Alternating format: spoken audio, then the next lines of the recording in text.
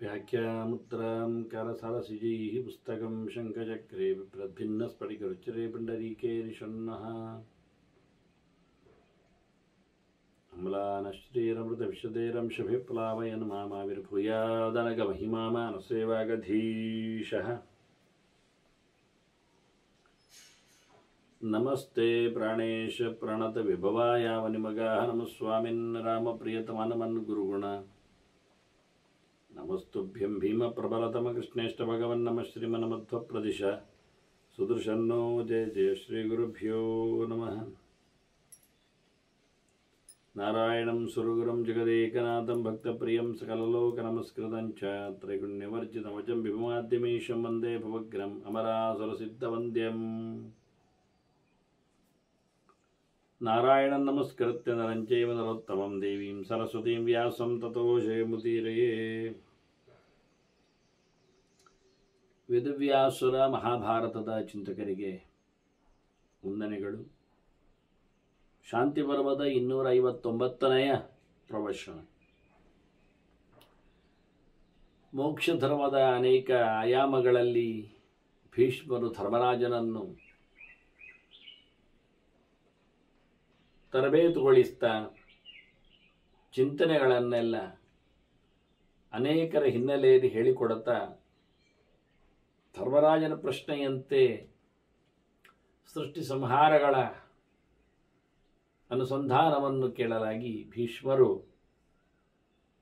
ಬಹಳಷ್ಟು ವಿಶೇಷವಾದ ಪ್ರಮೇಯಗಳನ್ನು ಹೇಳಿದ್ದಾರೆ.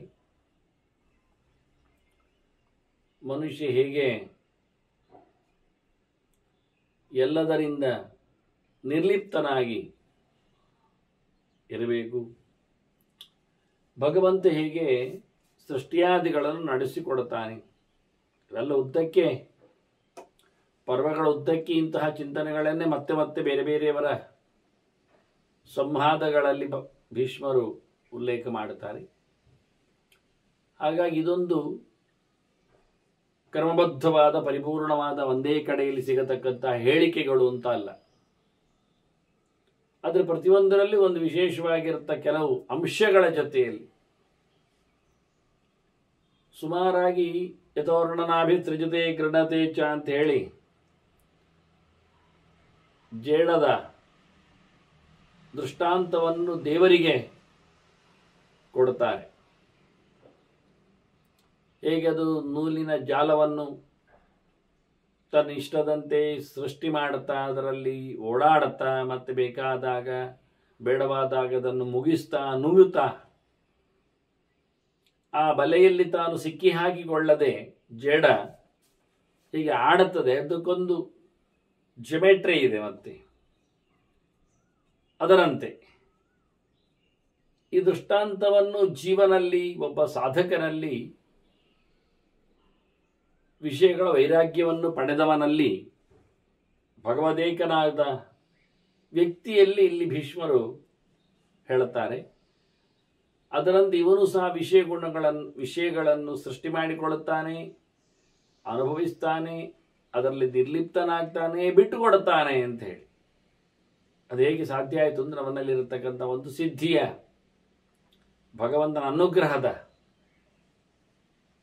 ಬಲದಲ್ಲಿ ಅಂತ. ಸ್ವಭಾವ ಸಿದ್ಧಿಯ ಯುಕ್ತಸ್ತು ಸನಿತ್ಯಂ ಸೃಜತೆ ಗುಣಾನ್. ಈ ಶಬ್ದಾದಿಗಳ ಬಗ್ಗೆ, ಲೋಕದಲ್ಲಿನ ವಿಷಯಗಳ ಬಗ್ಗೆ, ಶಬ್ದಸ್ಪರ್ಶ ರೂಪರಸಗಳ ಬಗ್ಗೆ ಆತ ನಿರ್ಲಿಪ್ತನಾದ್ದರಿಂದ ಅವುಗಳ ಯಾವುದರಿಂದಲೂ ಅವನು ಒಂದು ರೀತಿಯಿಂದ ತೃಪ್ತಿಯನ್ನು ಪಡಿತಾನೆ,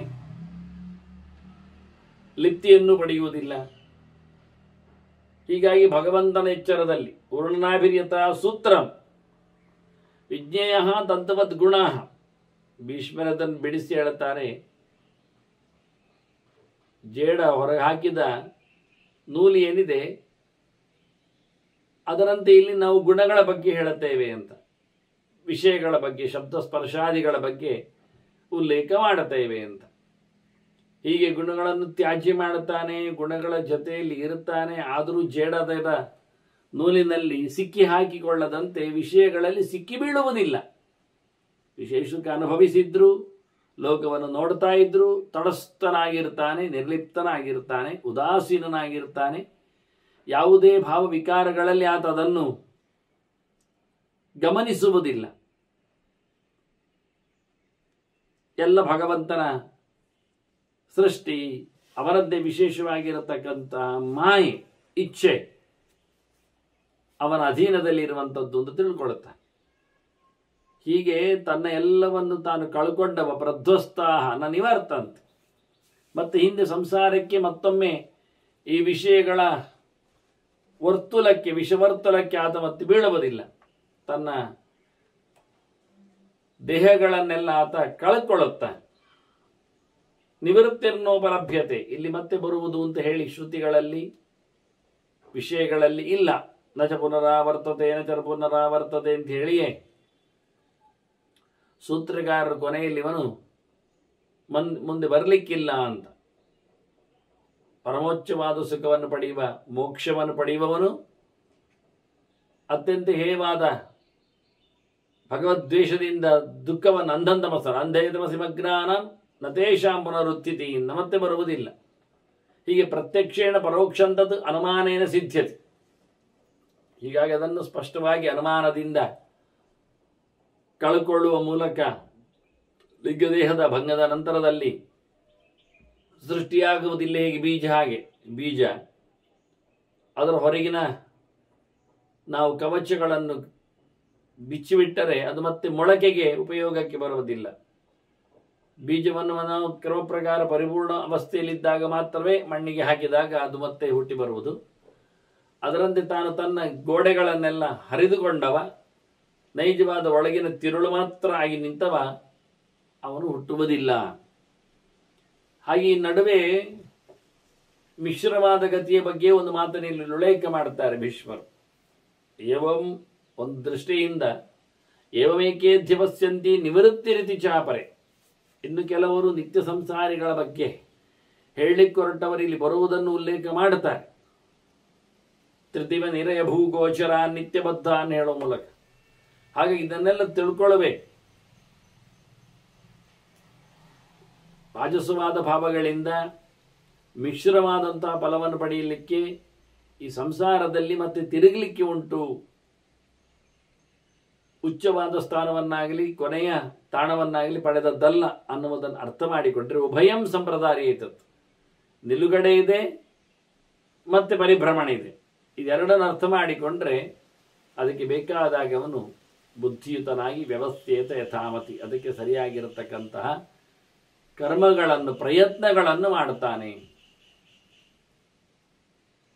ಅಬ್ರಹ್ಮ ಭುವನಾಲೋಕ ಪುನರಾವರ್ತಿನೋರ್ಜುನ ಅಂತ ಹೇಳಿದ ಹಾಗೆ ಯದ್ಗತ್ವಾ ನನಿವರ್ತಂತೆ ತದ್ಧಾಮ ಪರಮಮ್ಮ ಅಂತ ತಿಳಿಸಿಕೊಟ್ಟ ಮಾತಿನಂತೆ ದೇವರೆಡೆಗೆ ಗಮನವಿಟ್ಟವನು ಮತ್ತೆ ಬರಲಿಕ್ಕಿಲ್ಲ ಅಂದಾಗ ಯಾವುದು ಗಮ್ಯ ಸ್ಥಳ, ಯಾವುದು ಮತ್ತೆ ಇಲ್ಲಿ ತಿರುಗಲಿಕ್ಕೆ ಸಾಧನೆ ಹೇಳುತ್ತದೆ ಅನ್ನುವುದನ್ನು ಚೆನ್ನಾಗಿ ಆತ ಗಮನಿಸಿ ಅದಕ್ಕೆ ಬೇಕಾದಂತಹ ಸಾಧನೆಯನ್ನು ಮಾಡುತ್ತಾನೆ. ಒಳಗಿರತಕ್ಕಂತಹ ಸಂಶಯಗಳನ್ನು, ಅಜ್ಞಾನವನ್ನು, ವಿಪರೀತಗಳನ್ನೆಲ್ಲ ಚೆಲ್ಲಿಕೊಂಡು ಹೊರಗೆ ಹಾಕಿಕೊಂಡು ಅದಕ್ಕೆ ಬೇಕಾಗಿರತಕ್ಕಂಥ ಯಥಾರ್ಥವಾದ ಶುದ್ಧವಾದ ಜ್ಞಾನವನ್ನು ಸಂಪಾದನೆ ಮಾಡಿ ಇತೀವಂ ಹೃದಯ ಗ್ರಂಥಿಂ ಬುದ್ಧಿಭೇದಮಯಂ ದೃಢಂ, ಒಳಗೆ ಗಟ್ಟಿಯಾಗಿ ಕೂತಿರ್ತದೆ. ಕೆಲವು ಬುದ್ಧಿಗತವಾಗಿ ಹೋಗುವ ಸಾಧ್ಯತೆ ಇರ್ತದೆ. ಅದಕ್ಕೋಸ್ಕರ ಎಲ್ಲವನ್ನು ಕಳಚಿಕೊಂಡು ಶ್ರುತಿ ಹೇಳಿದಾಗೆ ಭಿದ್ಯತೆ ಹೃದಯ ಗ್ರಂಥಿ ಚಿದ್ಯಂತೆ ಸರ್ವ ಸಂಶಯ ಕ್ಷೀಯಂತೆ ಚಾಸ್ಯ ಕರ್ಮಾಣಿ ತಸ್ಮಿನ್ ದೃಷ್ಟೇ ಪರಾವರೇ. ಸರ್ವೋತ್ತಮನಾದ ಭಗವಂತನನ್ನು ಚೆನ್ನಾಗಿ ಅವಲೋಕಿಸಿಕೊಂಡಾಗ ಶಾಸ್ತ್ರದಲ್ಲಿ ಮತ್ತು ತನ್ನೊಳಗೆ ಅವನ ದರ್ಶನವನ್ನು ಸಂಪಾದನೆ ಮಾಡಿದಾಗ ಅಪರೋಕ್ಷದೆಡೆಗೆ ಸಾಗಿದಾಗ ಆತ ತನ್ನೆಲ್ಲ ಸಂಶಯಗಳನ್ನು ಕಳ್ಕೊಳ್ಳುತ್ತಾನೆ. ಅವನ ಮನಸ್ಸಿನಲ್ಲಿ ಅಚ್ಚೊತ್ತಿದ್ದ ಎಲ್ಲ ತಪ್ಪುಗಳು ಅದು ಹೊರಗೋಗ್ತಾವೆ. ಈ ಲೆಕ್ಕದಲ್ಲಿ ವಿಮುಚ್ಯ ಸುಖಮಾಸೀತ, ಇದರಿಂದ ಕಳಚಿಕೊಂಡ ಆತ ಬಂದ ಮುಕ್ತನಾಗಿ ಮೋಕ್ಷದ ಆನಂದವನ್ನು ಮೋಕ್ಷವನ್ನು ಪಡಿತಾನೆ ಎಂದ ಸೋಚೇತ್ ಚಿನ್ನ ಸಂಶಯ. ಭಗವದ್ನಿಷ್ಠವಾದಂತಹ ಸಂಶಯಗಳನ್ನೆಲ್ಲ ಕಳ್ಕೊಂಡವ ಮತ್ತೆ ದುಃಖಿಸುವುದಿಲ್ಲ, ಸಂಸಾರಕ್ಕೆ ಬರುವುದಿಲ್ಲ. ಹೇಗೊಬ್ಬ ಮೈಯಲ್ಲಿ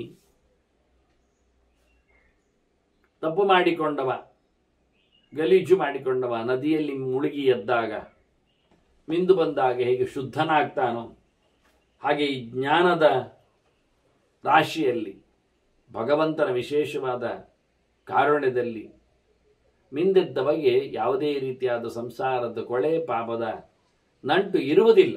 ಮಲಿನಾಹ ಪ್ರಾಪ್ನಿಯು ಶುದ್ಧಿಂ ಯಥಾ ಪೂರ್ಣಾಂ ನದೀಂ ನರ. ನದಿಯಲ್ಲಿ ಮಿಂದೇಳಬೇಕಾದ್ರೆ ಪರಿಪೂರ್ಣವಾದ ಪ್ರವಾಹ ಇರಬೇಕು. ನದಿಯಲ್ಲಿ ಕಾಲು ಗಂಟೆಗೋ ಇರುವಂತೆ ನೀರಿನಲ್ಲಿ ಮುಳುಗೆದ್ದು ಹೊರಡಾಡಲಿಕ್ಕೆ ಬರುವುದಿಲ್ಲ. ಅಂತ ಕಡೆಯಲ್ಲಿ ಮಣ್ಣೆ ಮತ್ತೆ ಅವನಿಗೆ ಮೆತ್ತಿಕೊಳ್ಳುತ್ತದೆ. ಹಾಗೆ ತಲೆ ಮೇಲೆ ಹರಿಯುವ ಪ್ರವಾಹ ಸಿಗಬೇಕು, ಆಗ ಅವನು ಪೂರ್ಣವಾದ ಮಾಲಿನ್ಯವನ್ನು ಕಳ್ಕೊಳ್ಳುತ್ತಾನೆ. ಹಾಗೆ ತಿಳಿದವನು ಸಹ ಚೆನ್ನಾಗಿ ಶಾಸ್ತ್ರದಲ್ಲಿ ಮುಳುಗಿ ಭಗವಂತನ ಅನುಗ್ರಹಕ್ಕೆ ಪಾತ್ರನಾಗಿ ತಾನು ಶುದ್ಧನಾಗ್ತಾನೆ. ಜ್ಞಾನ ನದಿಯಲ್ಲಿ ಮಿಂದೆದ್ದು ಭಗವಂತನ ಅನುಗ್ರಹಕ್ಕೆ ಪಾತ್ರನಾಗ್ತಾನೆ. ಅವಾಗಾಕ್ಯ ಸುವಿದ್ವಾಂಸ ವಿದ್ಯೆ ಜ್ಞಾನಮಿದಂ ತತ. ಇದು ಇವತ್ತು ಹೀಗೆ ತಿಳ್ಕೊ ನೀನಿದು, ಇದು ಜ್ಞಾನದ ಸ್ನಾನ ಅನ್ನುವುದು ಅರ್ಥ ಆಗಬೇಕು. ಸಂಸಾರದ ಪಾಪದ ಕೊಳೆಯ ನಿವೃತ್ತಿ, ಅಂತಹ ಶುದ್ಧತೆ ಎನ್ನುವುದು ತಿಳಿಬೇಕು. ಅಂತ ದೊಡ್ಡ ನದಿಯಲ್ಲಿ ಪಾರವನ್ನು ಪಡೆಯುವ ಸಾಮರ್ಥ್ಯವುಳ್ಳವನು, ತಿಳಿದವನು, ಈಜಲು ಬರುವವನಷ್ಟೇ ಅದರ ದಡ ಸೇರ್ತಾನೆ.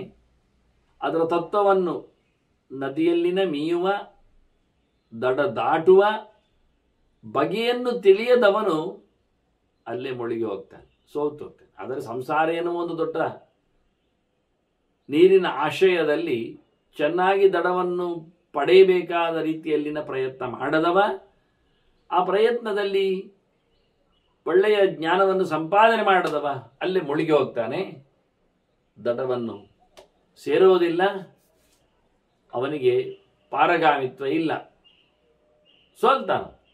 ಮಹಾನದ್ಯಾಹಿ ಪಾರಜ್ಞ ತಪ್ಯತೇನ. ಇಲ್ಲಿರುವಾಗಲೂ ಅದರ ಎಚ್ಚರವನ್ನು ಸಂಪಾದನೆ ಮಾಡಿದವ ಇಲ್ಲಿನ ಶಬ್ದಾದಿ ಗುಣಗಳ ಅಲೆಗಳಿಗೆ ಹೀಗೆ ಸೋಲುವುದಿಲ್ಲವ. ಹಾಗೆ ಈ ನೀರಿಗೆ ಇಳಿದಾಗ, ಈಜಿದಾಗ ಆತ ಪಾರ ಪಡೆಯುವ ಮುಂಚೆಯೂ ಇಲ್ಲಿ ಮುಳುಗೆದ್ದಾಗಲೂ ಆತ ಏನು ಹೆದರುವುದಿಲ್ಲ. ತದನ್ಯಥ ಅಲ್ಲದೆ ಹೋದಲ್ಲಿ ಆತ ಇಲ್ಲಿನ ನೀರಿನ ಹರವಿನ ಬಗ್ಗೆ, ಅದನ್ನು ದಾಟುವ ಈಜುವ ಕಥೆಯ ಬಗ್ಗೆ ತಿಳ್ಕೊಳ್ಳದವ, ಪ್ರಯತ್ನ ಆಗದವ ಅವ ಹೆದರಿಕೊಳ್ಳುತ್ತಾನೆ, ಸಂಕಟ ಪಡ್ತಾನೆ, ನೀರು ಕುಡಿತಾನೆ, ತಳಕ್ಕೆ ಬೀಳುತ್ತಾನೆ. ಆದರೆ ಏವಂ ಯೇ ವಿದುಹು ಅಧ್ಯಾತ್ಮಂ ಕೇವಲಂ ಜ್ಞಾನಮುತ್ತಮಂ. ಹೀಗಾಗಿ ಅಧಿಕಾತ್ಮನ ಭಗವಂತನ ಚಿಂತನೆಯನ್ನು ಯಾರು ಮಾಡಿಕೊಳ್ಳುತ್ತಾನೆ ಅವನು ಸಂಸಾರದ ಈ ದಶೆಯಲ್ಲಿ ಎಲ್ಲಿಯೂ ಸೋಲುವುದಿಲ್ಲ, ದಾಡ್ತಾನೆ. ಅವನು ಯಾವುದೇ ರೀತಿಯಾದಂತಹ ಸಂಕಟಕ್ಕೆ ಒಳಗಾಗುವುದಿಲ್ಲ. ನತು ತಪ್ಯತಿ ತತ್ವಜ್ಞ. ಅವನು ಭಗವಂತನನ್ನು ಸರಿಯಾಗಿ ತಿಳ್ಕೊಂಡಿದ್ದಾನೆ, ಅವನ ಜ್ಞಾನದ ಮಾರ್ಗದಲ್ಲಿ ಕೂತಿದ್ದಾನೆ. ಅಷ್ಟೇ ಅಲ್ಲದೆ ಇಲ್ಲಿಂದ ದಾಟಬೇಕೆನ್ನುವ ಎಚ್ಚರವನಲ್ಲಿದೆ. ಫಲೇ ಜ್ಞಾತೆ ತರತ್ಯುತ. ಖಂಡಿತವಾಗಿ ದಾಟಲಿಕ್ಕೆ ನೋಡ್ತಾನೆ ಅವನು. ನೀರಿಗೆ ಇಳಿಯುವುದೇ ಇಲ್ಲ, ನೀರಲ್ಲೇ ಇದ್ದೇವೆ, ದಡವನ್ನು ಪಡಿಬೇಕಾದಷ್ಟೇ. ಈ ಬದುಕಿನ ಕೊನೆ ಏನು? ಈ ರೀತಿಯಾದ ಸಾಧನೆಗಳಲ್ಲಿಲ್ಲ, ಇನ್ನಿಲ್ಲ. ಬಂದದ್ದರ ನಿಜವಾಗಿ ಗುರಿ ಏನು? ಮೋಕ್ಷ, ನಿಜವಾದ ಆನಂದವು ಅದು ಹೇಗೆ ಸಾಧ್ಯ ಆಗ್ತದೆ? ನಾವು ನಡೆಸುವ ಕರ್ಮಗಳಲ್ಲಿ ಸರಿಗಟ್ಟಿನಲ್ಲಿ ಅದಕ್ಕೆ ಬೇಕಾಗಿರತಕ್ಕಂಥ ಫಲಿತಾಂಶ, ರಿಸಲ್ಟ್ ಅದು ಹೇಗೆ ಅನ್ನುವುದನ್ನು ಚೆನ್ನಾಗಿ ತಿಳಿದವ ಖಂಡಿತವಾಗಿಯೂ ಇಲ್ಲಿನ ಸಂಸಾರದಲ್ಲಿ ಇರಲಿಕ್ಕೆ ಇಷ್ಟಪಡುವುದಿಲ್ಲ. ಹಿಂದೆ ಭೀಷ್ಮರು ಹೇಳಿದ್ರು, ಇದು ಹೇಗೆ ದುಃಖದ ಕೊಂಪೆಯಾಗಿರುತ್ತದೆ, ಶೋಕ ಮೋಹಗಳು ಹೇಗೆ ಇಲ್ಲಿ ಬಂಧಿಸ್ತಾವೆ, ಹಾಗಾಗಿ ಇದನ್ನು ಆತ ದಾಟಲು ಬಹಳ ಇಷ್ಟಪಡುತ್ತಾನೆ. ಅದಕ್ಕೋಸ್ಕರ ಜ್ಞಾನವನ್ನೇ, ಅಧಿಕಾತ್ಮನ ಅನುಸಂಧಾನವನ್ನೇ ಆತ ಮಾಡಲಿಕ್ಕೆ ಹೋಗ್ತಾನೆ. ಇದೇ ಕಾರಣ. ಇದು ಕೇವಲ ಇದು ಒಂದೇ ಇದರ ನಿವೃತ್ತಿಯಲ್ಲಿರುವಂತಹ ಕತೆ. ಇನ್ಯಾವುದರಿಂದಲೂ ನಾವು ಪಾರುಗಾಡಲಿಕ್ಕೆ ಆಗುವುದಿಲ್ಲ ಅಂತ. ಹಾಗಾಗಿ ತಿಳಿವು ಅಂದರೇನೆ ಒಬ್ಬ ಪ್ರಬುದ್ಧನು, ಬುದ್ಧಿಮಂತನು ಅನಿಸುವುದೇ ಇದಕ್ಕೆ. ಏವಂ ಬುದ್ಧ್ವಾ ನರಹ ಸರ್ವಾಂ ಭೂತಾನಾಂ ಅಗತಿಂ ಗತಿಂ. ಇಡೀ ಲೋಕವನ್ನು ಸಹ ಚೆನ್ನಾಗಿ ಆತ ಗಮನಿಸಿದರೆ ಎಲ್ಲ ಜೀವ ಸಮುದಾಯಗಳ ಬರುವಿಕೆ, ಹೋಗುವಿಕೆ, ಸೃಷ್ಟಿ, ಸಂಹಾರ, ಜೊತೆಯಲ್ಲಿ ಭಗವಂತನಿಂದ ಬರುವ ಬಗೆ ಹಾಗೂ ಭಗವಂತನನ್ನು ಸೇರುವ ರೀತಿ, ಮುಖ್ಯವಾದಂತಹ ಕೊನೆಯ ತಾಣವಾಗಿ, ಆಲಯವಾಗಿ, ಪ್ರಳಯದಲ್ಲಿ ಭಗವಂತನ ಪ್ರಾಪ್ತಿಯ ಬಗ್ಗೆ, ಮೋಕ್ಷವನ್ನು ಸಹ ಚೆನ್ನಾಗಿ ಯಾರು ತಿಳ್ಕೊಳ್ಳುತ್ತಾನೆ. ಅವೇಕ್ಷಿತ ಶನೈರ್ ಬುದ್ಧ್ವಾ ಲಭತೆ ಶಮಮುತ್ತಮಂ. ನಿಧಾನಕ್ಕೆ ಪ್ರತಿಯೊಂದನ್ನು ಸಹ ಗಮನಿಸುತ್ತಾ, ಕೆಲವೊಮ್ಮೆ ಹಕ್ಕಿಗಳು ಹಾರಾಟಗೊಂಡಾಗ ಬಹಳ ಖುಷಿ ಆಗ್ತದೆ ನಮಗೆ. ಓ ಏನು ಅದಕ್ಕೆ ಆರಾಮ, ನಾವು ಹಕ್ಕಿಗಳಂತಾಗಿ ಬಿಟ್ರೆ ಈ ದುಡ್ಡು, ಈ ದುಮ್ಮಾನ, ಈ ಸರ್ಕಾರ, ಈ ಸಮಾಜ, ಈ ಬದುಕು, ಈ ಬಗೆ ಅಂದಾಗ ಕಷ್ಟ ಅನಿಸ್ತದೆ. ಆದರೆ ಹಕ್ಕಿ ಹತ್ರ ಕೇಳಿದರೆ ಅದಕ್ಕೆ ಪಕ್ಷದಲ್ಲಿ 10-13 ದಿನವೂ ಕೆಲವೊಮ್ಮೆ ಏಕಾದಶಿ ಆಗ್ತದೆ. ಬೇಕಾದಾಗ ಸಮೃದ್ಧವಾದ ಆಹಾರ, ನೀರು ಸಿಗುವುದಿಲ್ಲ. ಯಾವ ಹೊತ್ತಿನಲ್ಲಿ ಯಾವ ರೀತಿಯಲ್ಲಿ ಅವುಗಳ ಸಾವು ಎನ್ನುವುದು ಅದಕ್ಕೂ ಅರ್ಥ ಆಗುವುದಿಲ್ಲ. ಸಾಧನೆ ಎನ್ನುವುದಿಲ್ಲೇ ಬಿಡಿ. ದೇವರ ಬಗ್ಗೆ ಕೇಳಲಿಕ್ಕೆ ಆಗುವುದಿಲ್ಲ, ಹೇಳಲಿಕ್ಕೆ ಆಗುವುದಿಲ್ಲ. ಈಗ ಒಂದೊಮ್ಮೆ ತಲೆಯಲ್ಲಿ ಬಂದರೂ ಅದಕ್ಕೆ ನಾರಾಯಣ ಹೇಳುವಂತಿಲ್ಲ ನಾಲಿಗೆಯಲ್ಲಿ. ಈ ರೀತಿಯಾಗಿ ಏನು ತಿಳ್ಕೊಳ್ಳದ, ಖಾಲಿ 1-2 ಗುಣದ ಉಪಾಸನೆಯಲ್ಲಿ ಮಾತ್ರವೇ ತನ್ನ ಬದುಕನ್ನು ಸವೆಸಿಕೊಳ್ಳತಕ್ಕಂತಹ ಯೋನಿಗಳು. ಅದರಂತೆ ಮರಮಟ್ಟುಗಳಾಗಲಿ, ಪ್ರಾಣಿ ಸಮುದಾಯಗಳಾಗಲಿ, ಇವನ್ನೆಲ್ಲ ಚೆನ್ನಾಗಿ ನೋಡಿದರೆ ಆತ ನಿಧಾನಕ್ಕೆ ಭಗವಂತನ ನಿಷ್ಠೆಯನ್ನು, ಅವನ ಮೇಲಿನ ಪ್ರೀತಿಯನ್ನು ಕೈಂಕರ್ಯಕ್ಕೆ ಮಾಡಬೇಕಾಗಿರತಕ್ಕಂಥ ಆತ್ಯಂತಿಕವಾದ ಶ್ರದ್ಧೆಯನ್ನು ಆತ ತನ್ನ ಎಲ್ಲ ಇಂದ್ರಿಯಗಳ ವ್ಯಾಪಾರವನ್ನು ಭಗವಂತನಲ್ಲಿಗೆ ನಡೆಸಿಕೊಡುವುದನ್ನು ಆತ ಇಷ್ಟಪಡುತ್ತಾನೆ. ಈ ಲೋಕದಲ್ಲಿ ಇದ್ದುಕೊಂಡು ತ್ರಿವರ್ಗವನ್ನು ಸಾಧಿಸುವುದರಲ್ಲೇ ತನ್ನ ಸರ್ವಸ್ವ ಅಂತ ಆತ ಹೇಳುವುದಿಲ್ಲ. ಧರ್ಮ ಮಾಡಬೇಕು ಅಂತಲೇ ಮಾಡುವುದು, ತಿರುಗಾಟ, ಮತ್ತು ಯಜ್ಞಯಾಗಗಳ, ತೀರ್ಥ ಕ್ಷೇತ್ರಗಳ, ಸಂಚಾರ, ವ್ರತ ನಿಯಮಗಳ ಬಗೆಯಿಂದ ಸ್ವರ್ಗದೆಡೆಗೆ ಸಾಗುವುದು, ಮುಗಿದು ಬಳಿಕ ಮತ್ತೆ ಬರುವುದು, ಮತ್ತೆ ಮಾಡುವಂಥದ್ದು. ಸಂಪತ್ತಿನ ಸಂಪಾದನೆ, ಯಜ್ಞಮುಖದಲ್ಲಿನ ಆರಾಧನೆ, ಮತ್ತೆ ಬೇಕಾದಂಥ ಬಯಕೆಗಳ ಪೂರ್ಣತೆ, ಸಂಪಾದನೆ. ಇದು ಅಲ್ಲ ಅಂತ. ತ್ರಿವರ್ಗೋ ಯಸ್ಯ ವಿದಿತಃ.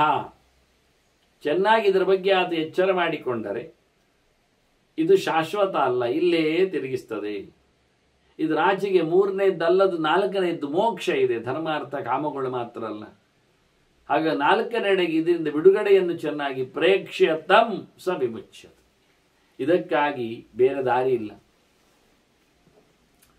ಭಗವಂತನನ್ನು ಕಣ್ಣಾರೆ ಕಾಣದೆ, ಅವನನ್ನು ಶಾಸ್ತ್ರದಲ್ಲಿ ಚೆನ್ನಾಗಿ ಪರೀಕ್ಷಿಸದೆ, ಶ್ರೋತವ್ಯ, ಮಂತವ್ಯ, ದ್ರಷ್ಟವ್ಯ ಅಂತ ಹೇಳಿಕೊಂಡಾಗೆ ಆತ್ಮ ಅವರೇ ದ್ರಷ್ಟವ್ಯ, ಶ್ರೋತವ್ಯೋ, ಮಂತವ್ಯ, ನಿಧಿಧ್ಯಾಸಿತವ್ಯ ಅಂತ.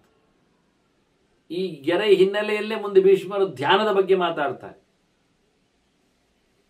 ಹಾಗಾಗಿ ಇಂತಹ ಭಗವಂತನ ಬಗ್ಗೆ ಬಹಳ ಚೆನ್ನಾಗಿ ಆತ ಎಚ್ಚರಗೊಂಡಾಗ, ಜಗತ್ತನ್ನು ಕಂಡಾಗ ದೇವರೆಡೆಗೆ ಸಾಗ್ತಾನೆ. ಅನೇಕ್ಷೀಯ. ಅವನ ಸಾಧನೆ ಹೇಗುಂಟು ಅಂತ ಕೇಳಿದರೆ ಒಂದು 3-4 ಮಜಲುಗಳಲ್ಲಿ ಹೇಳುತ್ತಾರೆ. ಅನ್ವೀಕ್ಷ್ಯ ಮನಸಾಯುಕ್ತ ತತ್ವದರ್ಶಿ ನಿರುತ್ಸಕಃ ಅಂತ. ಶಾಸ್ತ್ರಕ್ಕನುಗುಣವಾಗಿ ಭಗವಂತನನ್ನು ತಿಳ್ಕೊಳ್ಳುತ್ತಾನೆ. ಇದು ಮೊದಲ ಮೆಟ್ಟಲು. ದೇವರು ಹೀಗಿದ್ದಾನೆ ಅಂತ ಹೇಳಿಕೊಂಡು ನಾವೇ ಊಹೆ ಮಾಡುವುದಲ್ಲ. ಅದು ಯಾರ್ಯಾರೋ ಏನೇನೋ ಹೇಳಿಕೊಂಡದ್ದರಲ್ಲಿ ದೇವರು ಅಂತ ಹೇಳುವುದು ಅಲ್ಲ. ಹೇಗಿದ್ದರೆ ಅಂತ ಎಲ್ಲ ದೇವರಾಗ್ತಾರೆ ಎನ್ನತಕ್ಕಂಥ ತಪ್ಪು ಕಲ್ಪನೆಯೂ ಸರಿಯಲ್ಲ. ದೇವರೇ ತಾನು ಹೇಗಿದ್ದಾನೆ ಅಂತ ಹೇಳಿದ್ದಾನಲ್ವಾ, ಅದನ್ನು ಗಮನಿಸಬೇಕು, ಅದನ್ನು ತಿಳ್ಕೊಳ್ಬೇಕು. ಹಾಗಾದರೆ ಭಗವಂತ ತಾನು ಯಾರು ಎನ್ನುವುದನ್ನು ಅನೇಕರ ಹತ್ತಿರದಲ್ಲಿ ತಾನು ತಿಳಿಸಿಕೊಟ್ಟಿದ್ದಾನೆ. ಅನೇಕ ಶಾಸ್ತ್ರಗಳಲ್ಲಿ ಅದು ದಾಖಲೆ ಆಗಿದೆ. ಹಾಗಾಗಿ ಮೊದಲಿಗೆ ಅದಕ್ಕೆ ಅನುಗುಣವಾಗಿ ದೇವರನ್ನು ತಿಳಿಯುವಾಗ ದೇವರಿಗೆ ಅನುಗುಣವಾಗಿ ತಿಳ್ಕೊಳ್ಳಬೇಕು.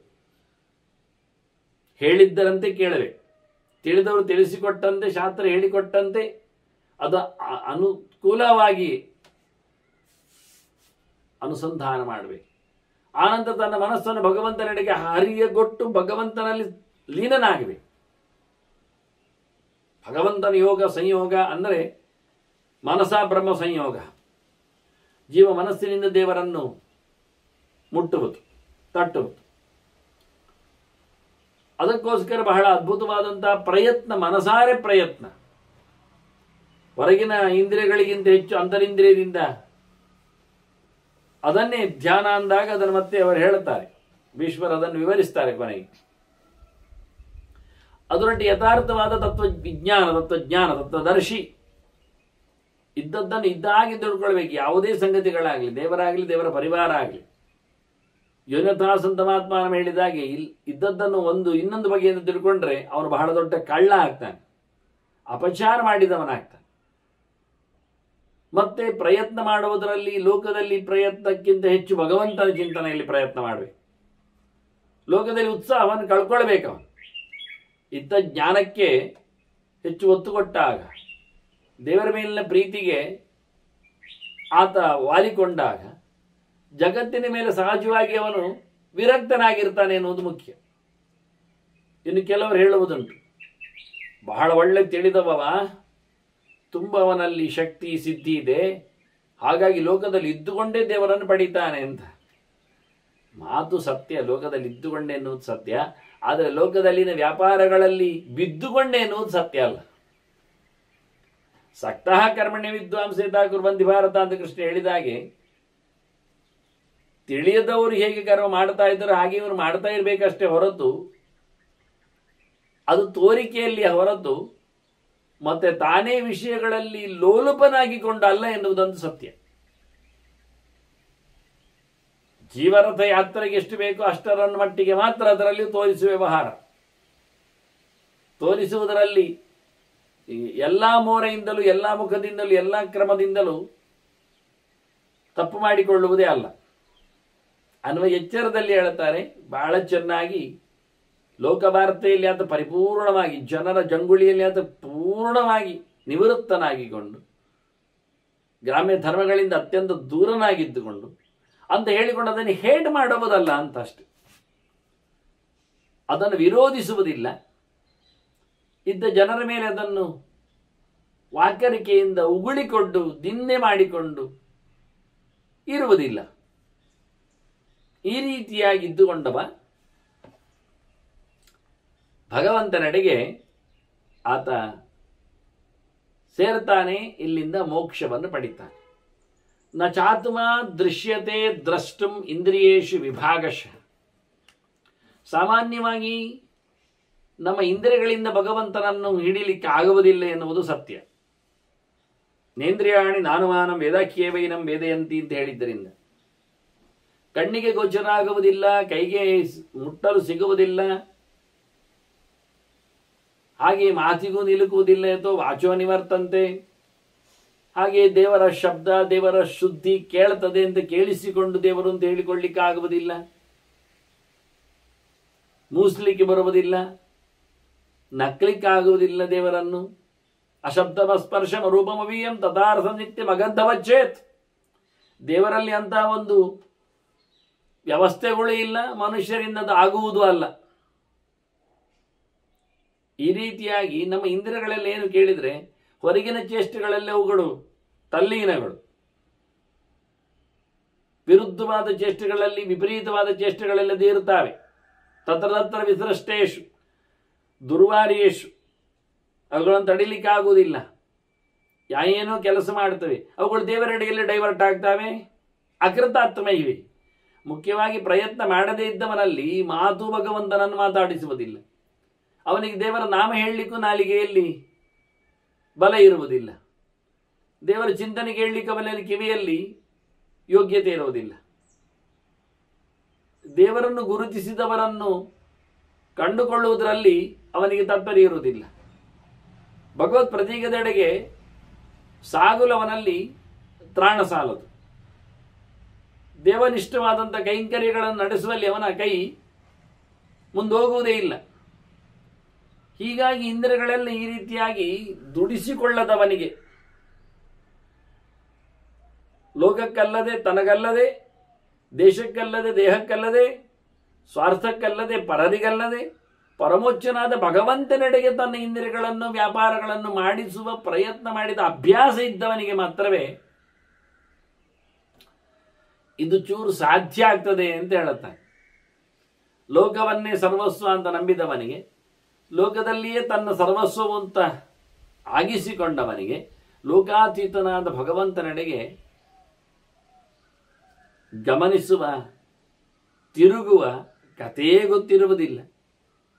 ಅದನ್ನೇ ಉಲ್ಲೇಖ ಮಾಡಿದರು ಅವರು. ನಿಜವಾಗಿ ನಜಾತ್ಮ ಶಕ್ಯತೆ ದ್ರಷ್ಟಂ ಅಂತ. ದೇವರ ಪಕ್ಕಕ್ಕೆ ದೇವರೇನು ಜೀವನೇ ಕಾಣುವುದಿಲ್ಲ. ದೇಹಧರ್ಮದಲ್ಲಿ ಬಿದ್ದುಕೊಂಡವನಿಗೆ ಅವನು ಜೀವನನ್ನೇ ಕಡೆಗಣಿಸ್ತಾನೆ, ದೇಹವನ್ನೇ ಮೆರೆಯಿಸ್ತಾನೆ. ದೇಹಕ್ಕೆ ಚೆಲುವಾದಂತೆ, ದೇಹಕ್ಕೆ ಯೋಗ್ಯವಾಗುವುದನ್ನೇ ನಡೆಸಿಕೊಡ್ತಾ ಜೀವನನ್ನು ಮಾತಾಡಿಸಿದವ, ಅದರ ಕೂಗು, ಅದರ ವಾರ್ತೆ, ಅದರ ಯೋಚನೆ, ಅದರ ಕಡೆಗೇ ಗಮನ ಕೊಡದವನಿಗೆ ಇನ್ನು ಜೀವ ವಿಲಕ್ಷಣನಾದ, ಜೀವೋತ್ತಮನಾದ, ಜೀವನನ್ನು ತಂದಿರತಕ್ಕ ದೇವರ ಬಗ್ಗೆ ಎಲ್ಲಿ ಮಾತಾಡ್ತಾನವನು, ಎಲ್ಲಿ ನೋಡ್ತಾನೆ ಅಂತ ಹೇಳಿಕೊಳ್ಳುವ ಮುಖದಲ್ಲಿ ಭೀಷ್ಮರು ಕಾಕಸ್ವರವನ್ನು ಎತ್ತುತ್ತಾರೆ. ವಾಸ್ತವವಾಗಿ ಎದದ್ ಬುದ್ಧ್ವಾ ಭವೇದ್ ಬುದ್ಧ ಕಿಮನ್ಯತ್ ಬುದ್ಧಿ ಲಕ್ಷಣ. ಹೀಗೆ ಚೆನ್ನಾಗಿ ತಿಳ್ಕೊಂಡ್ರೆ ಅದು ತಿಳಿದದ್ದಕ್ಕೆ ಒಂದು ಸಾರ್ಥಕ್ಯ. ಬುದ್ಧಿವಂತ ಅಂದ್ರೆ ಏನರ್ಥ? ಇದು ಬುದ್ಧಿ, ಇದಿದ್ದವನು ಬುದ್ಧಿವಂತ ಅಂತ ಅರ್ಥ ಹೊರತು ಇದಕ್ಕೆ ಪ್ರಬುದ್ಧತೆ ಅಂತಾರೆ. ಇದೇ ಬುದ್ಧತ್ವದ ಲಕ್ಷಣ. ಇನ್ನೆಂತದ್ದು ಹೇಳುದು ಬುದ್ಧಿಗೆ ಲಕ್ಷಣವನ್ನ? ತಿಳ್ಕೊಳ್ತದೆ. ಎಂತ ತಿಳ್ಕೊಳ್ತದೆ? ತಿಳಿಯುವಂಥದ್ದು. ಏನು ತಿಳಿಯುವಂಥದ್ದು ಅಂತ ಹೇಳಬೇಕಲ್ಲ. ಹಾಗಾಗಿ ಅಂಥದ್ದನ್ನು ತಿಳ್ಕೊಂಡಿರ್ತೇನೆ ಬುದ್ಧಿವಂತ ಆಗ್ತಾನೆ, ಇಲ್ಲದ್ರೆ ಇಲ್ಲ. ಪ್ರದೀಕ್ಷೆ ನಿನ್ನೋತಿ ಅನ್ಯತಾಚ ಪ್ರದರ್ಶ್ಯತೆ. ಬುದ್ಧಿಗೆ ಬಹಳ ಚಂದವಾಗಿರತಕ್ಕಂತಹ ಶಿಕ್ಷಣವನ್ನು ಕೊಟ್ಟಾಗ ಅದು ಒಳ್ಳೆಯ ರೀತಿಯಿಂದ ತ್ಯಾಗವನ್ನು ಮಾಡಲಿಕ್ಕೆ ಶುರು ಮಾಡುತ್ತದೆ. ಹಿಡಿತದೆ, ಬಿಡುತ್ತದೆ, ನೋಡ್ತದೆ, ಎಸಿತದೆ, ಅನುಭವಿಸ್ತದೆ, ಸಾಕುವಂತದೆ. ಹೀಗೆ ಒಂದೊಂದೇ ನೋಡ್ತಾ ನೋಡ್ತಾ ಇದಲ್ಲ ಅದಲ್ಲ, ಇದಲ್ಲ ಅದಲ್ಲ ಅಂತ ಹೇಳ್ತಾ ನೇತ್ಯಾತ್ಮಾಗೃಹ್ಯತೆ ಅಂತ ದೇವರೆಡೆಗೆ ಸಾಕ್ತದೆ. ಇದಿಷ್ಟೇಯ? ಇದರಾಚೆಗಿಲ್ಲವ? ಇದು ಇದೇನೆಯ? ಇದಲ್ಲವ? ಇದು ಶಾಶ್ವತ ಅಲ್ಲದ ಸುತ್ತು. ಹೀಗೆ ತನ್ನನ್ನು ಕಾಡಿಸುವ, ಛೇಡಿಸುವ, ಓಡಿಸುವ, ಬೀಳಿಸುವ ಸೊತ್ತುಗಳೆಡೆಗೆ ತಾನು ಸೇರಿಕೊಳ್ಳದೆ, ಸೋರಿ ಹೋಗದೆ ಅದರಾಚೆಗೆ. ಇದು ಶಿಕ್ಷಣದಲ್ಲಿಯೂ ಲಭ್ಯ, ಅನುಮಾನದಿಂದಲೂ ಗ್ರಾಹ್ಯ. ಒಂದು ದೃಷ್ಟಿಯಿಂದ ಶಾಸ್ತ್ರ ಶಿಕ್ಷಣಗಳು, ಶಾಸ್ತ್ರವಾಕ್ಯಗಳು ಮುಖ್ಯವಾಗಿ ಸಿಗ್ತವೆ. ಅದು ಹೇಳ್ತದೆ ನ ಸರ್ಪ ಅಂತ. ಹೋಗ್ಬೇಡ, ಹೆಚ್ಚು ತಿನ್ನಬೇಡ, ಮತ್ತೆ ನಿನ್ನನ್ನು ಕಳ್ಕೊಳ್ಳುತ್ತಿ. ಹೆಚ್ಚು ಓಡಬೇಡ, ನಿನ್ನನ್ನು ಹಾಳು ಮಾಡಿಕೊಡುತ್ತೆ. ಹೀಗೆ ಪ್ರತಿ ಇಂದ್ರಿಯಗಳಲ್ಲಿ ಇರತಕ್ಕಂತಹ ಲೋಲಪತೆಗೆ, ಲಾಲಸೆಗೆ, ಭೋಗದಾಸೆಗೆ ಕಡಿವಾಣ ಹಾಕ್ತದೆ ಶಾಸ್ತ್ರ. ಜನ, ಗುರು, ಹಿರಿಯ ಅನುಮಾನ. ಮತ್ತೆ ನಾನು ನಿನ್ನೆ ಹೋಗಿ ತಿಂದು ಹಾಳಾಗಿದ್ದೇನೆ, ಈ ಬಾರಿ ಬೇಡ, ನಾನದನ್ನು ನಡೆಸಿ ಕೈ ಸುಟ್ಟುಕೊಂಡಿದ್ದೇನೆ, ಅದಲ್ಲ ಅನ್ನುವುದರಿಂದ ಹಿಂದೆ ಬರಬೇಕು. ಯಥೋ ನಿವರ್ತೇತ ವಿಮುಚ್ಯೇತ ತತಸ್ತತಃ ಅಂತ ಹೇಳಿದಾಗೆ ಭಾಗವತ ಧರ್ಮ. ಆದ್ದರಿಂದ ಶಾಸ್ತ್ರ ಹೇಳಿರ್ತದೆ, ಅದು ಬೇಡ ಅಂತ ಹೇಳ್ತದೆ. ಆದರೆ ನೋಡುವ ಅಂತ ಹೊರಟು ಸೋಲ್ತಾನೆ. ನ ಸರ್ಪೇತಿ ಚ ಮಾಂ ಯಾಂ ಪ್ರಾಹು ಸರ್ವತ್ರ ಪ್ರತಿಹನ್ಯತೆ. ಹೀಗೆ ಒಬ್ಬ ತಿಳಿದವ ಎಲ್ಲ ಕಡೆಯಲ್ಲಿಯೂ ಬಿಟ್ಟು ಬರ್ತಾನೆ, ಪ್ರತಿಯೊಂದು ಕಡೆಯಲ್ಲಿಯೂ ತ್ಯಾಗ ಮಾಡ್ತಾ ನಿಲ್ತಾನೆ, ಎಲ್ಲೆಂದರಲ್ಲಿ ವೈರಾಗ್ಯಕ್ಕೆ ಪಾತ್ರನಾಗ್ತಾ ಬರ್ತಾನೆ. ಹೇಗೆ ಅಂದರೆ ಧೂಮೇನ ಚ ಅಪ್ರಸನ್ನೋಗ್ನಿ ಯಥಾರ್ಕಂ ನ ಪ್ರವರ್ತೆ. ಬೆಂಕಿ ಉರಿಯುತ್ತಿರುವಾಗ ಹೊಗೆ ಎದ್ದರೆ ಅದರ ಬೆಳಕು ಕಾಣುತ್ತದ? ಹಾಗೆ ಜೀವನಿಗೆ ಅಜ್ಞಾನದ ಆವರಕ್ಕೆ ಇರಲಾಗಿ ಪ್ರತಿಯೊಂದು ವಸ್ತುವಿನಲ್ಲಿನ ಭೋಗದಲ್ಲಿ ಆಗತಕ್ಕಂತಹ ಅದರ ಗಂಭೀರತೆ, ನಾಶಕ್ಕೆ ಕಾರಣವಾಗುವ ಕತೆ, ಮುಂದೋಗದಂತೆ ತಡೆಯುವ ಅದರ ವ್ಯವಸ್ಥೆ, ಇದು ಚೆನ್ನಾಗಿ ಆತ ಗಮನಿಸದೇ ಇರಲಿ ಕಾರಣ ಅವನ ಅಜ್ಞಾನ. ಹಾಗೆ ತಿಳಿದೇ ಇದ್ದದ್ರಿಂದ ಸೋಲ್ತಾನೆ. ತಿಳಿದು ಬಂದಾಗ ಅವನು ಅಲ್ಲಿಂದ ಎಚ್ಚರ ಆಗ್ತಾನೆ. ಅದರಿಂದ ಮುಖ್ಯವಾಗಿ ಭಗವಂತ ದಿಕ್ಷ್ಣ್ಯಾಧಿವೇ ಪ್ರಸನ್ನೇತು. ಭಗವಂತನ ಅತ್ಯಂತ ಎತ್ತರದ ತಾಣ, ಮುಕ್ತಿ ದೇಶ, ಅದರ ಒಡೆಯ ದೇವರು. ಅವನೊಂದೊಮ್ಮೆ ಅನುಗ್ರಹ ಮಾಡಿದರೆ ನಿಜವಾದಂತಹ ಮೋಕ್ಷ ಸ್ಥಾನವನ್ನು ಪಡೀಲಿಕ್ಕೆ ಸ್ಥಿತಿಮೇತಾಂ ನಿರೀಕ್ಷತೆ.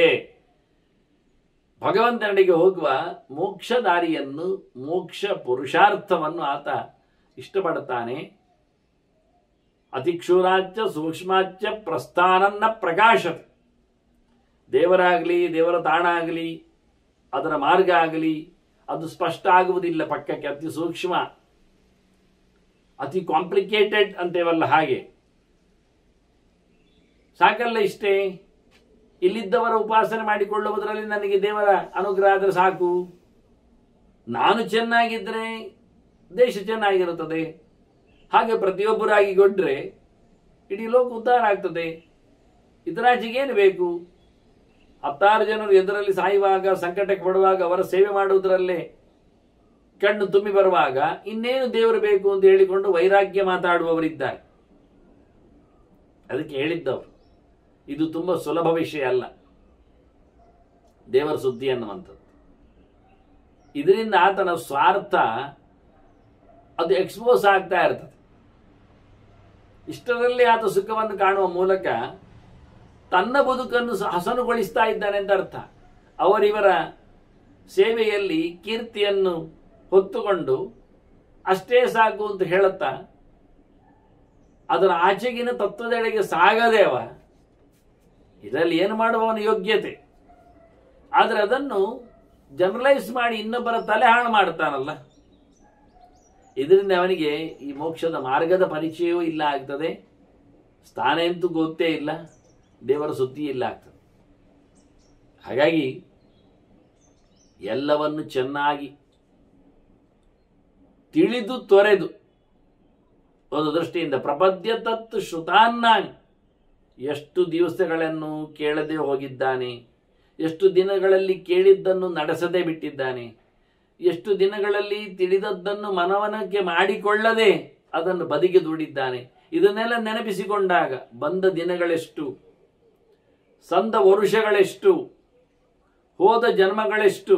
ಕೃಷ್ಣ ಹೇಳಿದಾಗೆ ಮನುಷ್ಯಾಣಂ ಸಹಸ್ರೇಶು ಅಂತ ಹೇಳಿದಾಗೆ, ಅಷ್ಟೇ ಅಲ್ಲ ಬಹೂನಾಂ ಜನ್ಮನಾಮಂತೆ ಅಂದಾಗೆ ಚೆನ್ನಾಗಿ ಗಮನಿಸಿಕೊಂಡಾಗ ಚಿನ್ಮಯನಾದ ಭಗವಂತನನ್ನು ಹೆಚ್ಚಿಷ್ಟಪಡುತ್ತಾನೆ. ಚಿನ್ಮಯಂ ಸ್ವೀಕೃತಂ ವಿನ, ಶಾಸ್ತ್ರ ಹೇಳಿದ, ಶುದ್ಧಾತ್ಮರು ಸ್ವೀಕಾರ ಮಾಡಿದ ದೇವರನ್ನು ಹೊರತುಪಡಿಸದೆ ಚಿಂತನೆಯನ್ನು ಅವನದ್ದು ನಡೆಸಿಕೊಳ್ಳದೆ ಇಲ್ಲಿಂದ ಬಿಡುಗಡೆ ಇಲ್ಲ ಎನ್ನುವುದನ್ನು ಚೆನ್ನಾಗಿ ತಿಳಿದವ ವಿಜ್ಞಾಯ ತದ್ಧಿ ಮನ್ಯಂತೆ ಕೃತಕೃತ್ಯ ಮನೀಷಿಣಃ. ಬುದ್ಧಿಯನ್ನು ಸಾರ್ಥಕಗೊಳಿಸುವ ಒಳ್ಳೆ ಭಗವಂತನ ಕರ್ಮಗಳನ್ನು ನಿಷ್ಕಾಮವಾಗಿ ನಡೆಸಿಬಿಟ್ಟು ಪರದಾಸೆ ಇಲ್ಲದೆ ನಿತ್ಯ ಕರ್ಮಗಳನ್ನು ನಡೆಸ್ತಾ ದೇವರ ಸೇವೆ ಮಾಡಿದವ ಎಲ್ಲವನ್ನು ತೊರೆದಾಗ ದೇವರನ್ನು ತಿಳಿಲಿದ್ದಾನೆ, ದೇವರ ಎಚ್ಚರವನ್ನು ಜಾಗೃತಿಗೊಳಿಸ್ತಾನೆ, ತನ್ನಲ್ಲಿ ಮಾಡಿಕೊಳ್ಳಿಕ್ಕೆ ಬರ್ತಾನೆ. ಅವನಿಗೆ ಮತ್ತೆ ಯಾವುದೇ ರೀತಿಯಾದ ಹೆದರಿಕೆ ಇಲ್ಲ, ಯಾವುದರ ಪೋಡಿಗೆ ಅವನನ್ನು ಕಾಡುವುದಿಲ್ಲ. ಅವನಿಗೆ ವಾಸ್ತವವಾಗಿ ಸಂಸಾರ ದೊಡ್ಡ ಅರಣ್ಯವೇ ಆಗುವುದಿಲ್ಲ. ಕಾಡುತ್ತಾನೆ, ಇದ್ದರೆ ಪೋಡಿಗೆ ಓಡುವುದು ಎಲ್ಲ ಅವನನ್ನು ಕಾಡುವುದು ಸಮಸ್ಯೆ ಅಲ್ಲವೇ ಇಲ್ಲ ಅದು ಅಂತಾನೆ. ನಭವತಿ ವಿದುಷಾಂ ತಥೋ ಭಯಂ. ಮತ್ತ್ಯಾಕೆ ತಿಳಿದವನಿಗೆ ಹೆದರಿಕೆ ಆಗ್ತದೆ? ಆಗಲಿಕ್ಕೆ ಸಾಧ್ಯವೇ ಇಲ್ಲ. ಭಯ ಇರುವುದು ಎಲ್ಲಿ ಕೇಳಿದರೆ ಗೊತ್ತಿಲ್ಲದವನಿಗೆ, ಅಜ್ಞಾತನಿಗೆ. ಕಾಡಿಗೆ ಹೋಗಬೇಕು ಅಂದಾಗ ರಾಮನಿಗೆ ಹೆದರಿಕೆ ಆಯ್ತೇನು? ಆರಾಮ ಗೊತ್ತವನಿಗೆ, ತಿಳಿದಿದ್ದಾನೆ. ಎಲ್ಲ ತನಗಾಗಿ ಕಾಯುತ್ತಿರತಕ್ಕಂಥ ಋಷಿಗಳು, ಅವರ ಯೋಚನೆಗಳು, ಅಲ್ಲಿನ ಕೆಲಸಗಳು ಅವನನ್ನು ಮಾತಾಡಿಸಿ ಅದರಿಂದ ಕಾಡ 14 ವರ್ಷವ ಅನ್ನೋ ಒಂದೇ ಒಂದು ಉದ್ಗಾರ ಬರಲಿಲ್ಲ ಅವನಿಗೆ. ಅವನು ಹೇಳ್ತಾನೆ ಮತ್ತೆ, ಹೇ, ಕಾಡು ಮತ್ತೆ ಊರು, ರಾಜ್ಯ, ಇದೆರಡರಲ್ಲಿ ನನಗೆ ರಾಜ್ಯವೇ ಮಿಗಿಲು ಅನಿಸುವುದಿಲ್ಲ. ಕಾಡೇ ಖುಷಿ ಅನಿಸ್ತದೆ. ಅಲ್ಲಿ ಯಾರ ಸಮಸ್ಯೆಗಳು ಇಲ್ಲ, ಯಾವುದೇ ರೀತಿಯಾದಂಥ ಜಂಜಾಟಗಳು ಇಲ್ಲ.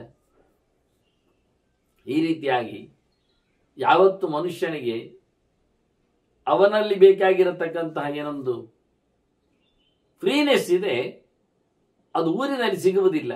ಸ್ವತಂತ್ರ ಭಾವನೆ, ಒಂದು ದೃಷ್ಟಿಯಿಂದ ಯಾರೂ ತನ್ನನ್ನು ಕಮಾಂಡ್ ಮಾಡಬಾರದು, ಯಾವುದಕ್ಕೂ ತಾನು ತನ್ನ ಶ್ರಮವನ್ನು ಬಿಟ್ಟುಕೊಡಬಾರದು ಅಂದಾಗ ಕೇವಲ ಪ್ರಶಾಂತವಾದ ಚಿಂತನೆಯಲ್ಲಿ, ಹರಿಯುವ ನೀರಿಗೂ ಟ್ಯಾಕ್ಸ್ ಇಲ್ಲ, ನಡೆವ ಜಾಗಕ್ಕೂ ಬೇಲಿ ಇಲ್ಲ ಅನ್ನುವ ನೆಲೆಯಲ್ಲಿ ಅದಕ್ಕೆ ಹೇಳ್ತಾನೆ, ಇದು ಭಗವಂತನ ಎಚ್ಚರ ಸಂಪಾದನೆ ಮಾಡಿದವರಿಗೆ ಲೋಕ ಬೇಡ ಅನ್ನಿಸುವುದು ಹೀಗೆ, ದೇವರು ಬೇಕು ಅಂದಾಗ. ಅದನ್ನ ಯದ್ ಅವಿದುಷಾಂ ಸುಮಹದ್ ಭಯಂ ಭವತಿ. ತಿಳ್ಕೊಳ್ಳದವರಿಗೆ, ದೇವರೆಚ್ಚರಿಲ್ಲದವರಿಗೆ ಭಯಂಕರ ಹೆದರಿಕೆ, ಭಾರೀ ಅನರ್ಥ, ತುಂಬಾ ಸಂಕಟ. ನಹಿ ಗತಿ ಅಧಿಕಾಸ್ತಿ ಕಸ್ಯಚಿತ್ ಸತಿ ಗುಣೇ ಪ್ರವದಂತ್ಯತಲ್ಯತಾಂ. ಯಾರಲ್ಲಿ ಜ್ಞಾನ ಇದೆ, ಭಕ್ತಿ ಇದೆ, ವೈರಾಗ್ಯ ಇದೆ, ಇಂತಹ ಶುದ್ಧವಾಗಿರತಕ್ಕಂಥ ಗುಣಗಳು ಯಾರಲ್ಲಿ ಮಡುಗಟ್ಟಿವೆ, ಅವನಿಗೆ ಇದಕ್ಕಿಂತ ದೊಡ್ಡದಾದ ಒಂದು ತಾಣ ಬೇರೆ ಇಲ್ಲ ಸಿಗುವಂಥದ್ದು. ಅಸಾಮಾಜಿಕವಾಗಿರತಕ್ಕಂತಹ ಮೋಕ್ಷ ಸ್ಥಾನ ಅವರಿಗೆ ಸಿಗ್ತದೆ. ಅದಕ್ಕಿಂತ ಮಿಗಿಲಾದ ಒಂದು ಗತಿ ಇಲ್ಲ. ಯಾರಲ್ಲಿ ಜ್ಞಾನ ಇಲ್ಲ, ಭಕ್ತಿ ಇಲ್ಲ, ವೈರಾಗ್ಯ ಇಲ್ಲ ಅಂತವರಿಗೆ ಈ ಪರಮೋಚ್ಚವಾದ ತಾಣ ಇಲ್ಲ, ಸಿಗುವುದಿಲ್ಲ. ಯಕ್ಕರೋತಿ ಅನಭಿಸಂಧಿ ಪೂರ್ವಕಂ. ಭಗವಂತನ ಮೇಲೆ ಪೂರ್ಣವಾದ ಸಂಧಾನ ಬೇಕು, ಮನಸ್ಸಿನಲ್ಲಿ, ಮಾತಿನಲ್ಲಿ, ಕೃತಿಯಲ್ಲಿ. ಅಭಿತಃ ಸಂಧಾನಂ ಅಭಿಸಂಧಿ, ಅದನ್ನು ಸಂಧ್ಯಾಕಾಲದಲ್ಲಿ ಆದರೂ ನಡೆಸಿಕೊಡಬೇಕು. ಎಸ್ ಸಂಧ್ಯಾಮಪಾಸತೆ ಬ್ರಹ್ಮೈವ ತದುಪಾಸತೆ ಅಂತಾರೆ. ಸಂಧ್ಯಾ ಅಂದರೆ ಸಮ್ಯಕ್ ಧ್ಯಾನಂ ಅಂತ ಅರ್ಥ. ಪೂರ್ಣನಾದ ಭಗವಂತನನ್ನು ಚಿಂತನೆ ಮಾಡುವುದು ಅಂತ ಅರ್ಥ. ಚಿಂತಾಯ, ಅವನ ಸಂಬಂಧವನ್ನು ಸಂಧಿಸುವುದು, ನಡೆಸಿಕೊಡುವುದು, ಆಗಿಸುವುದು. ಮನಸಾರೆ ಭಗವಂತನಲ್ಲಿ, ಅವನ ಪಾದದಲ್ಲಿ ತನ್ನ ಸ್ಪರ್ಶ. ಹೀಗೆ ಯಾರು ಪ್ರೀತಿಪೂರ್ವಕವಾಗಿ ದೇವರನ್ನು ಸೇರುವುದಿಲ್ಲ, ಸೇವಿಸುವುದಿಲ್ಲ, ತನ್ನ ಕರ್ಮದಲ್ಲಿ ಭಗವಂತನ ಎಚ್ಚರವನ್ನು ಯಾರು ಮಾಡುವುದಿಲ್ಲ, ತಚ್ಚ ನಿರ್ಣಯದ ಪುರಾಕೃತ, ಅವನು ಮಾಡಿದ ಎಲ್ಲಾ ಪುಣ್ಯಗಳು ಕರ್ಮಗಳು ನುಚ್ಚು ನೂರಾಗ್ತಾವೆ, ನಶಿಸಿ ಹೋಗ್ತಾವೆ. ಹೆಸರಿಲ್ಲದೆ, ಹೇಳದೆ ಹೊರಟು ಬಿಡುತ್ತಾರೆ. ಅದರಿಂದ ಭಕ್ತಿಯಿಂದ ಮಾಡಿದಾಗ, ಭಕ್ತಿ ಬರಬೇಕಾದ್ರೆ, ಪ್ರೀತಿ ಉಂಟಾಗಬೇಕಾದ್ರೆ, ಆದರ ಇರಬೇಕಾದ್ರೆ ಅರಿವು ಬೇಕಿರ್ತದೆ. ಯದೈವ ವಿದ್ಯಾ ಕರೋತಿ ಶ್ರದ್ಧೆಯ ಉಪನಿಷದಾತ ದೇವ ವೀರ್ಯವತ್ತರಂ ಭವತಿ ಅಂತ. ಅವನನ್ನು ಪಾರು ಮಾಡುವಂಥದ್ದು, ಸದ್ಗತಿ ಕೊಡುವಂಥದ್ದು, ಮೋಕ್ಷದಾಯಕವಾಗುವ ಹಾಗೆ ನಡೆಸುವಂಥದ್ದು ಅವನು ಪ್ರೀತಿಯಿಂದ ಮಾಡಿದಾಗ. ಆ ಪ್ರೀತಿ ಬರುವಂಥದ್ದು ಜ್ಞಾನದಿಂದ, ಅರಿವಿನಿಂದ. ಹಾಗಾಗಿ ತಿಳಿದು ಪ್ರೀತಿಸಿದ ನಂತರದ ನಡೆಸಲಿಕ್ಕೆ ಬರ್ತದೆ ಅಂತ. ಹಾಗಾಗಿ ಯಾರಲ್ಲಿ ಆದರ ಇಲ್ಲ, ಅಭಿಸಂಧಾನ ಇಲ್ಲ, ಪ್ರೀತಿ ವಿಶ್ವಾಸ ಇಲ್ಲ, ಅಂಥವರು ಮಾಡಿದ್ಯಾವ ಕರ್ಮಗಳು ಸಹ ಕೆಲಸಕ್ಕೆ ಬರುವುದಿಲ್ಲ. ಅಶ್ರದ್ಧೆಯ ಹುತಂ ತಪ್ತಂ ಹುತಂ ದತ್ತಂ ತಪಸ್ತಪ್ತಂ ಕೃತಂಚಯತ್ ಅಸನಿತ್ಯುಚ್ಯತೆ. ಅದೆಲ್ಲ ಲೆಕ್ಕಕ್ಕಿಲ್ಲದ್ದಾಗ್ತದೆ ಅಂತ ಕೃಷ್ಣನೇ ಬಹಳ ಬಾರಿ ಹೇಳಿದ್ದು. ನಾಪರಿಯಂ ತದುಭಯಂ ಕುತಪ್ರಿಯಂ ತಸ್ಯ ತಜ್ಜನಯತೀಹ ಕುರ್ವತಃ. ಹಾಗಾಗಿ ದೇವರ ಎಚ್ಚರ ಇಲ್ಲದೆ, ಪ್ರೀತಿ ವಿಶ್ವಾಸ ಇಲ್ಲದೆ, ಅದಕ್ಕೆ ಬೇಕಾಗಿರತಕ್ಕಂಥ ಜ್ಞಾನ ಇಲ್ಲದೆ, ಇದರಿಂದಾಗಿ ಪರಿಪೂರ್ಣವಾದಂತಹ ವೈರಾಗ್ಯದಲ್ಲಿ ಅಲ್ಲದ ಕೆಲಸ ಮಾಡಿದವನಿಗೆ ನಿಜವಾಗಿ ಎಂಥದ್ದು ಸಿದ್ಧಿ ಆಗ್ತದೆ? ಈ ಲೋಕದಲ್ಲಿ ಆದರೂ ಒಂದೇನಾದರೂ ಅವನ ಪ್ರಿಯವಾದಂತಹ ಸಂಗತಿ ಲಭ್ಯವಾಗ್ತದೋ? ಅವನಿಷ್ಟ ಆಗುವಂತಹ ಪರಲೋಕಗಳಾದ್ರೂ ಅವನಿಗೆ ಸಿಗಲಿಕ್ಕೆ ಇರ್ತದೋ? ಮಾಡಿದ್ದೇ ಕರ್ಮಗಳು ಇಲ್ಲ ಅಂತಾದಾಗ, ಕರ್ಮ ಮಾಡಿದ್ದರ ಫಲವನ್ನೇ ಅದು ಉಣ್ಲಿಕ್ಕೆ ಆಗದೇ ಇರುವಾಗ ಅವನು ಈ ಲೋಕದಲ್ಲಿ ಆದರೆ ಪರಲೋಕದಲ್ಲಿ ಆದರೆ ಏನು ಅವನಿಗೆ ಆಗುವುದಿಲ್ಲ, ಸಿಗುವುದಿಲ್ಲ. ಲೋಕ ಆತುರ ಜನಾನ್ ಒಂದು ದೃಷ್ಟಿಯಿಂದ ವಿರಾವಿಣ, ಬೊಬ್ಬೆ ಹೊಡಿತಾವೆ, ಕೂಗಿಕೊಳ್ಳುತ್ತಾವೆ, ಎಲ್ಲದರಲ್ಲಿಯೂ ಸಹ ಅವುಗಳ ಸದ್ದುಗಳು ಕೇಳುತ್ತಾವೆ. ಏನು ತೊಂದರೆಯಲ್ಲಿ ಬಿದ್ದಿದ್ದಾರೆ ಜನರು. ಈ ಲೋಕದಲ್ಲಿನ ಈ ತೊಂದರೆಯಲ್ಲಿ ಗ್ರಸ್ತರಾದ ಜನರನ್ನು ಒಮ್ಮೆ ನೋಡಿದಾಗ ತತದೇವ ಬಹುಪಶ್ಯ ಶೋಚತಃ, ಒಂದೊಂದಕ್ಕೂ ಅಳುವವರೇ ದುಃಖಿಸುವವರೇ ಇದ್ದಾರೆ. ನೆಮ್ಮದಿಯಿಂದ ಯಾರು ಕಾಣುತ್ತಾ ಇಲ್ಲ. ಇಂತಹ ಜನರನ್ನು ನೋಡಿಕೊಂಡಾಗ ತತ್ರವಶ್ಯ ಕುಶಲಾನ್ ಅಶೋಚತಃ, ತೊಂದರೆ ಆಗದವರನ್ನೊಮ್ಮೆ ನೋಡು, ಕುಶಲರನ್ನು ಚೆನ್ನಾಗಿ ಸಾಧನೆ ಮಾಡಿಕೊಂಡವರನ್ನು ನೋಡು. ಅವರು ಲೋಕದಲ್ಲಿ ಇದ್ದುಕೊಂಡು ಅಳುವುದಿಲ್ಲ, ದುಃಖಿಸುವುದಿಲ್ಲ, ತೊಂದರೆ ಪಡುವುದಿಲ್ಲ. ಅಂಥವರನ್ನು ನೋಡಿಕೊಂಡಾಗ ಅವರು ಖಂಡಿತವಾಗಿಯೂ ಇಲ್ಲಿಂದ ಆಚೆಗೆ ಪಾರಾಗ್ತಾರೆ. ಏ ವಿದುಹು ತದು ಭಯಂ ಮತ್ತೆ ಪದಂ ನರ, ಉತ್ತಮವಾದ ಸ್ಥಾನವನ್ನು ಪಡೀಲಿಕ್ಕೆ ಅವರ ಅನುಕೂಲಕರರಾಗ್ತಾರೆ. ಇಲ್ಲಿಯವರನ್ನು ನೋಡು, ದುಃಖಿಗಳನ್ನು ನೋಡು, ತೊಂದರೆಯಲ್ಲಿ ಬಿದ್ದವರನ್ನು ನೋಡು, ಬೊಬ್ಬೆ ಹೊಡೆಯುವವರನ್ನು ನೋಡು. ಯಾವುದನ್ನು ಪಡೆದುಕೊಂಡರೂ ತೃಪ್ತಿ ಇಲ್ಲದೆ, ನೆಮ್ಮದಿ ಇಲ್ಲದೆ, ಸಂತೋಷವಿಲ್ಲದೆ ಸೋರುತ್ತಿರುವವರನ್ನು, ಸಾಯುತ್ತಿರುವವರನ್ನು ನೋಡು.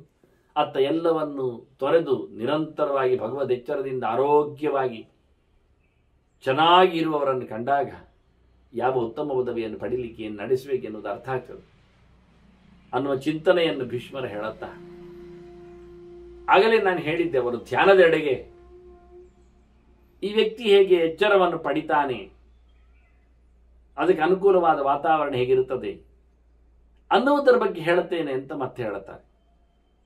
ಅಂತ ವಕ್ಷ್ಯಾಮಿತೆ ಪಾರ್ಥ ಧ್ಯಾನಯೋಗಂ ಚತುರ್ವಿಧಂ, 4 ಬಗೆಯಿಂದ ಧ್ಯಾನವನ್ನು ಮಾಡಲಿಕ್ಕೆ ಬರ್ತದೆ.